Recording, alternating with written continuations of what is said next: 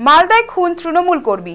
চলতি সপ্তাহের সোমবার নিখোঁজ হয়ে যান তিনি। পরবর্তীকালে আমবাগান থেকে উদ্ধার করা হয় তার গুলিবিদ্ধ দেহ। নিহত ওই তৃণমূল কর্মীর নাম ওবায়দুল্লাহ খান। পেশায় কয়লা ব্যবসায়ী তিনি। বাড়ি কালিয়াচক থানার কলেজ মোড় বাথান এলাকায়।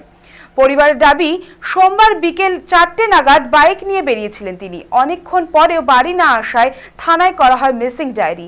পরে মঙ্গলবার সকালে আমবাগান থেকে উদ্ধার হয় তার রক্তাক্ত মৃতদেহ। সঙ্গে উদ্ধার হয় বাইকটি। তবে কি কারণে এই খুন তা স্পষ্ট করে জানা যায়নি।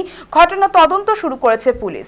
নিহত ওই তৃণমূল নেতার পরিবারের সাথে দেখা করতে গেলেন বিধায়ক সাবিনা ইয়াসমিন। পাশে থাকার আশ্বাস দেন তিনি।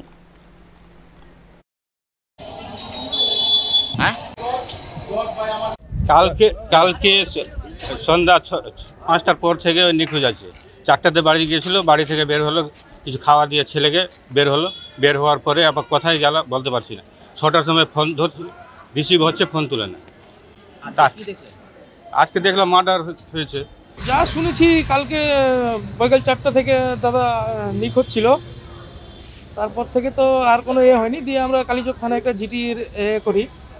জিটি করার পর যা হয়েছিল, আমরা মানে আমাদেরকে যেটা কার্তিকবাবু স্যার আমাদেরকে জিটির এটা লোকেশনটা দিয়েছিল, আমরা লাইভ লোকেশনে গিয়ে খোঁজাখুঁজি করেছি।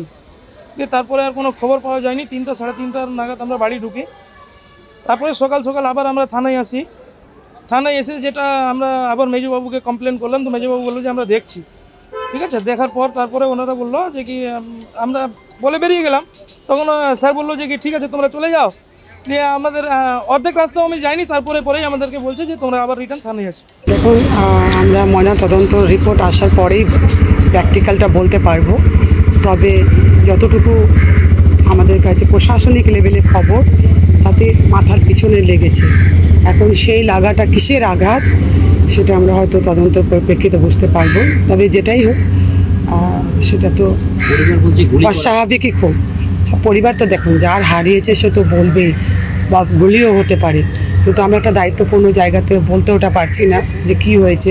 আমি অলরেডি কথাও বলেছি, আইসির সঙ্গেও কথা বলেছি, সবার এসপির সঙ্গেও কথা বলেছি। ওনারা ম্যাটার্সটা দেখছেন।